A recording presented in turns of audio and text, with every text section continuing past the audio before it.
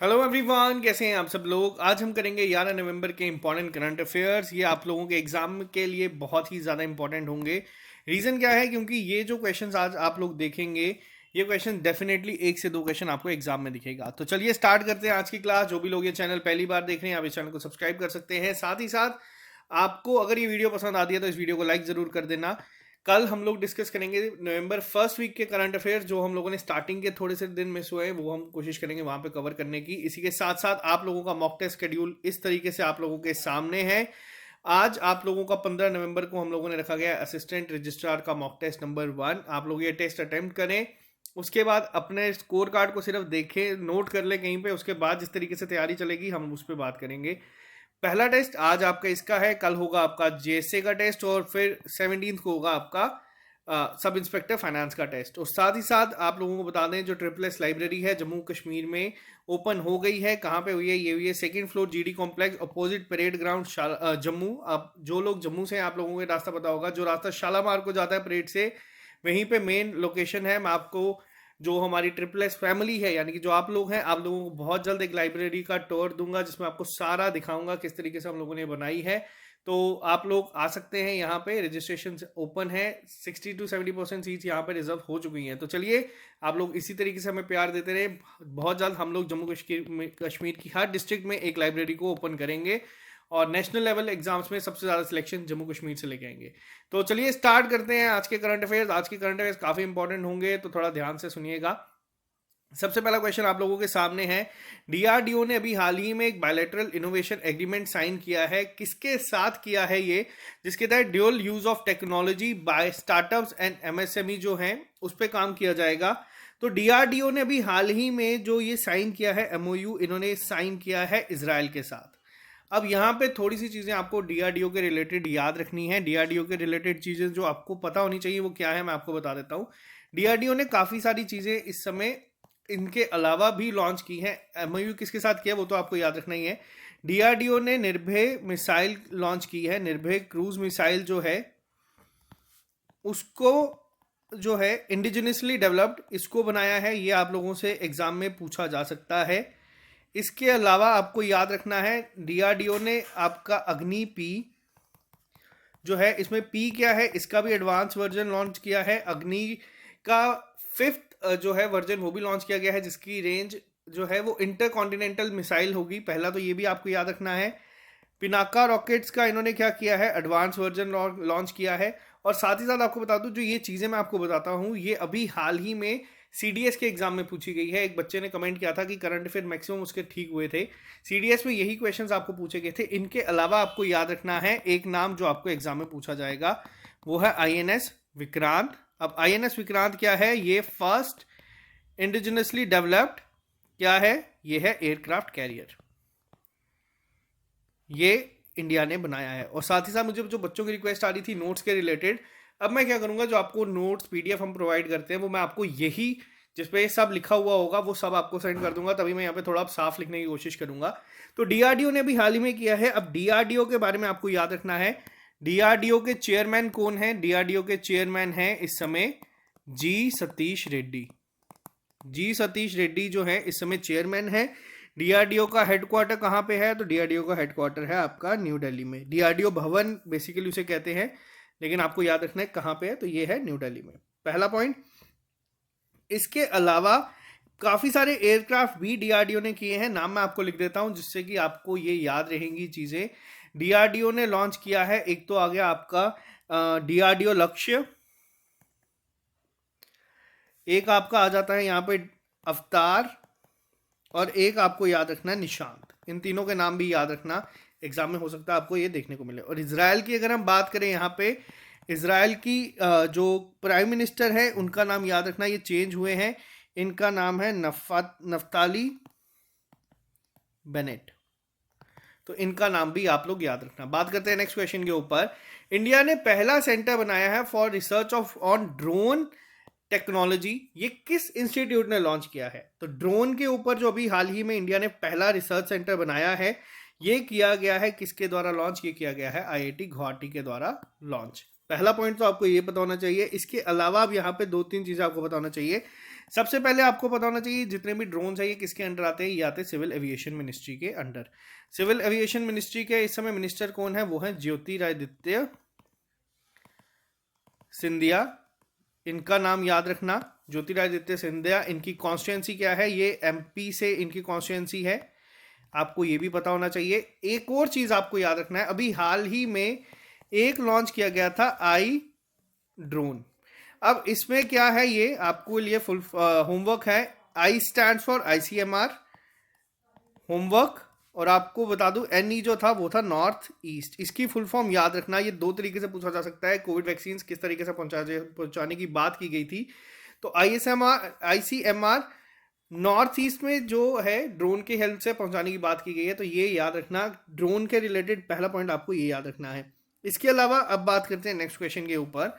अभी हाल ही में, और ये क्वेश्चन आपका इंपॉर्टेंट है, जो भट्टू कलान पुलिस स्टेशन है ये कौन सी स्टेट का है जिसका नाम दिया गया है among top 3 police station for 2021। अब टॉप 3 की अगर हम बात करें, यहाँ पे अगर बात की जाएगी यहाँ पे टॉप 3 की, तो कौन से ऐसा पुलिस स्टेशन है जिसको टॉप 3 में रखा गया है। पहला तो आपको ये बताना चाहिए भट्टू कल्याण कहाँ पे है, तो भट्टू कल्याण आपका बेसिकली आता है हरियाणा में। पहला नाम आपको ये याद रखना है। अब ये जो टॉप पुलिस स्टेशन है, ये इनकी रैंकिंग्स है, ये कब शुरू हुई थी, ये जो पुलिस स्टेशन की रैंकिंग है, रैंकिंग जो आपकी स्टार्ट की गई थी, ये स्टार्ट हुई थी आपकी 2015 में। प्रधानमंत्री नरेंद्र मोदी जी के द्वारा ये स्टार्ट की गई थी। आपको होमवर्क में ये चीज़ बतानी है कि J&K का पिछली बार टॉप पे कौन सा पुलिस स्टेशन था, ये मैंने आपको करंट अफेयर्स में कवर करवाया है। अब यहाँ पे चीज़ क्या पूछी गई है, आपको एक और चीज़ याद रखनी है। आपको याद रखना है जो 2020 में जो थे टॉप पे, उनके नाम को भी याद रखना है। टॉप में जो थे 2020 में, उनके नाम क्या थे। पहले पे था आपका नोंगपोक सेकमई, ये कहाँ का था, ये था आपका मणिपुर में। सेकंड कौन सा था, सेकंड था लास्ट टाइम आपका AWPS, ये था आपका तमिलनाडु में। थर्ड था आपका खारसांग, ये कहाँ पे था आपका, ये था अरुणाचल प्रदेश में। आपको बस ये याद रखने हैं एक बार, जो मेन इंपॉर्टेंट है वो टॉप किसने किया था वो याद रखना। अब एक और चीज़ आपको यहाँ पे पता होनी चाहिए, आपको ये चीज़ें होती क्यों है, इसको कोशिश ये की गई है कि एक रैंकिंग मिलेगी पुलिस स्टेशंस को, जिसके तहत इंप्रूव किया जाएगा जो क्वालिटी होती है, जिससे कि लोग जो डरते हैं और सिटीजन फ्रेंडली बनाने की कोशिश की जाएगी।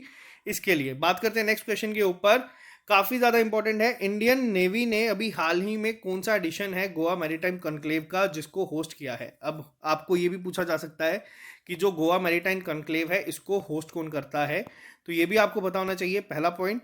तो दूसरी चीज़ यहाँ पे क्या है, किसका कौन सा एडिशन था, ये था आपका थर्ड एडिशन था गोवा मैरीटाइम कॉन्क्लेव का।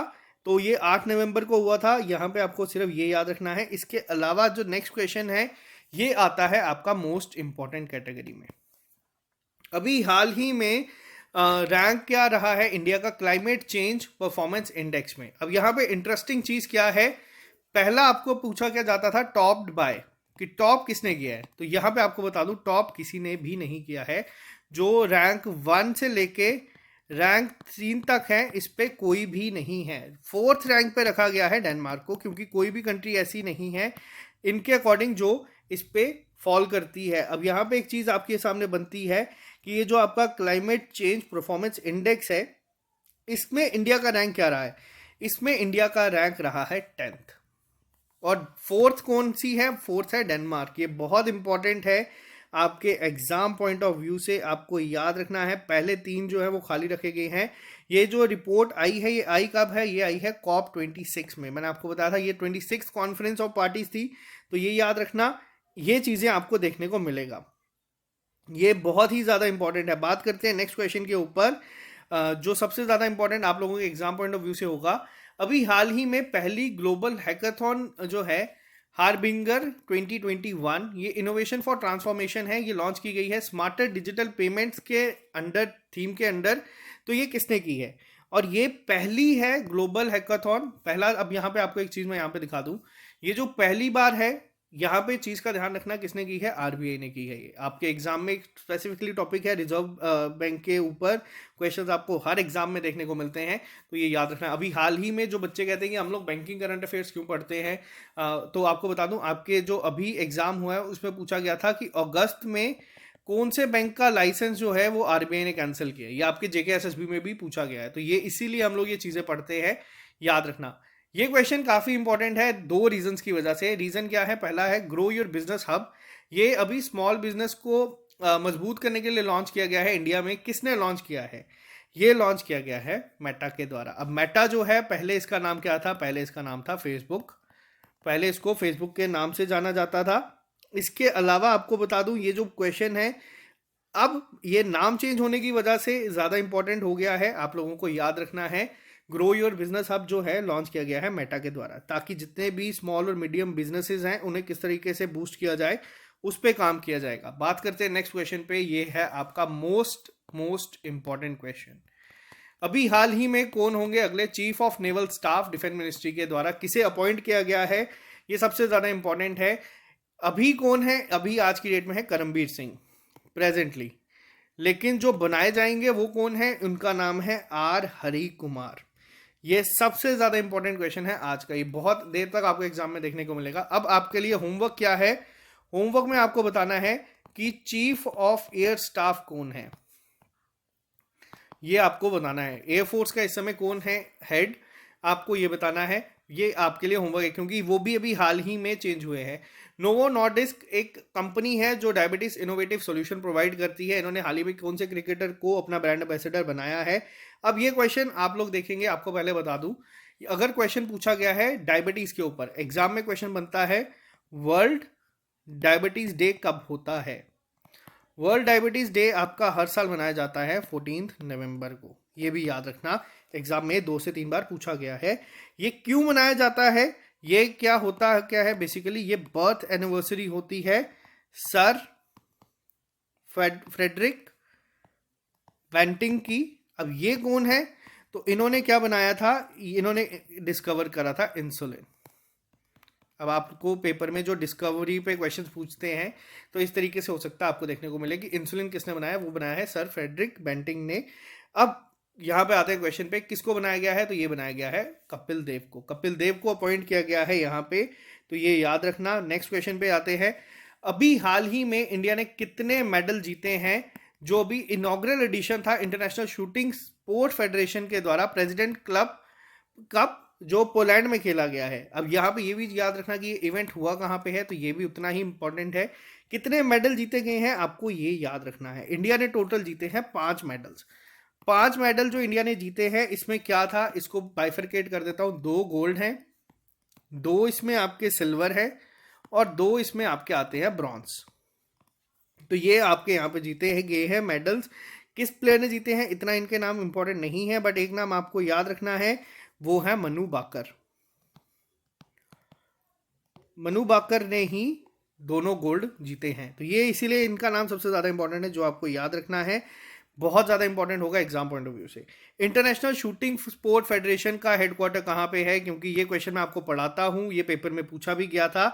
कहाँ पे है इसका, तो इसका हेडक्वार्टर है आपका म्यूनिक में, जो कि जर्मनी में है। ये चीज याद रखना। नेक्स्ट क्वेश्चन पे आते हैं। World science day for piece and development 2021 ये कब ऑब्जर्व किया गया है। World day for piece and development अगर हम बात करते हैं यहाँ पे, तो ये किया जाता है 10 नवंबर को। पेपर में कंफ्यूजन कहाँ पे क्रिएट होगा, अगर आपसे पूछा जाएगा वर्ल्ड पीस डे या फिर इंटरनेशनल नॉन वायलेंस डे कब होता है, तो ये आपका होता है 2 अक्टूबर के दिन। तो आपको बताना है 15 अक्टूबर को कौन सा डे होता है। होमवर्क ये आपको मैं दे रहा हूँ, 15 अक्टूबर का आप लोग बताना, देखते हैं कितने लोगों को ये याद है। इसके अलावा इसकी थीम बहुत इंपॉर्टेंट है, बहुत सारे बच्चों को पहले नोट्स में नहीं मिलती थी, इस बार अब आपको ये मिल जाएगी। इसकी थीम है बिल्डिंग क्लाइमेट रेडी कम्युनिटीज, तो ये आपको याद रखना। बात करते हैं नेक्स्ट क्वेश्चन के ऊपर।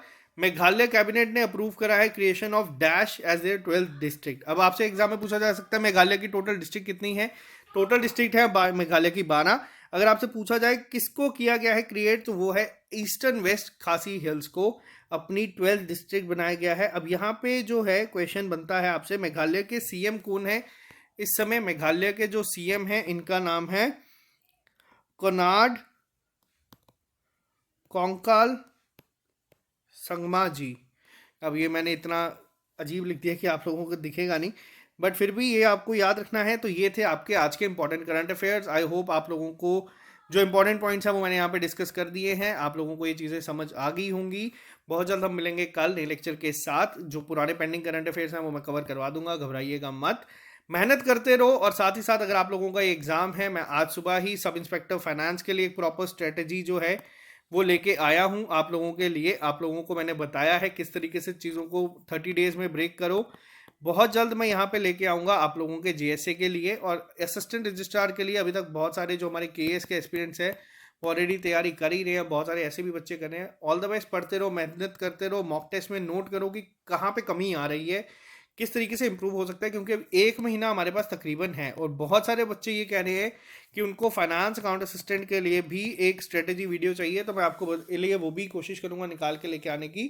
तो चलो आज के लिए सर इतना ही रखते हैं, मिलते हैं बहुत जल्द नए लेक्चर के साथ। और जो आप लोग ये लाइब्रेरी देख रहे हैं, संडे को यहाँ पे होगा हमारा अपना गाइडेंस सेशन। ये मैं आप लोगों को बता दूंगा कितने से कितने बजे तक होगा। 2-3 घंटे हम लोग वहीं पे रहेंगे। जो भी आपको डाउट आते हैं वो हम वहाँ पे डिस्कस करके कोशिश करेंगे इंप्रूव करने की।